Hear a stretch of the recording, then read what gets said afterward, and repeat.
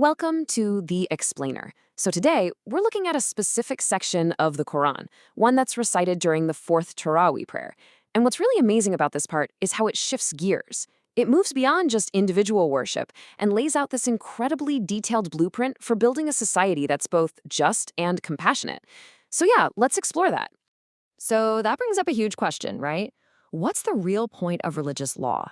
Is it just a bunch of do's and don'ts? Well, we're got to see how Surah An-Nisa, which means the chapter of women, answers that by giving some really practical guidance on social challenges that are, totally timeless. Now, this chapter is famous for its incredible level of detail. And there's a really good reason for all that detail. It's not just about your personal faith. It's about providing this comprehensive guide for building a stable, ethical community, literally from the ground up. I mean, get this. This chapter is actually the most law-heavy in the entire Quran. It really marks a huge shift away from a purely private relationship with God and zooms right in on the nitty-gritty public stuff. Family, society, even how the state should work. And just look at the sheer range of topics here. It's pretty striking. This shows you a worldview where faith isn't just something you do on one day of the week. Nope. It's woven into every single part of your daily life, from what you eat to how your family is set up. And as we dig deeper, you see this core theme pop up again and again. It's this absolute necessity of creating justice for the people who are most at risk in any society. It's like a powerful moral anchor for the whole chapter. And this is not a new question, right? It's a foundational one, and the Quran tackles it head on. It takes what could just be seen as a social problem and turns it into a sacred, moral, and legal duty for the entire community. And this right here is the crucial point. Protecting the vulnerable isn't just framed as a nice idea or, a charitable thing to do.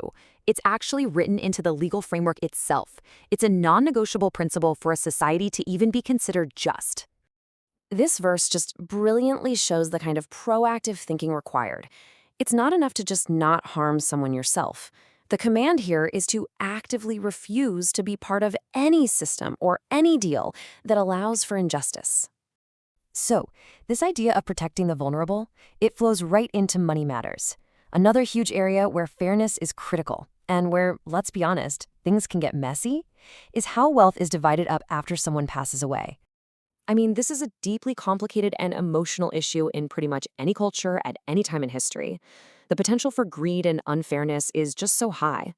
Surah An-Nisa doesn't shy away from it. It provides a clear, structured solution. The verses recited in this specific prayer really get into the weeds of inheritance law. The system they lay out is designed to be super precise, leaving very little room for the kind of arguments that can tear families apart. It's basically a blueprint for financial justice within the family unit. So, you see, these specific laws for orphans, for women, for inheritance, they're not just random rules. They're all pieces of a much bigger ethical system. You can think of it like a moral compass built on a really clear balance of what you have to do and what you absolutely cannot do. This slide really captures that balance perfectly. In that first column, you've got the positive commands. Be just, keep your promises. Then, in the second, you've got the crystal clear prohibitions. Don't side with the treacherous. Don't help out with injustice. It's like two sides of the same coin, and together they give you a complete guide for how to act. And ultimately, the big takeaway is that all of these detailed rules are all pointing to one single overarching goal: to create a society that's governed by divine principles, where justice isn't just some lofty ideal, but is actually woven into the very fabric of the law. And that leaves us with a really powerful question to think about. What if this ancient blueprint for justice isn't just a historical text? What if it's a living, breathing guide that can help us navigate the really complex challenges we face in our own world right now? Definitely something to think about.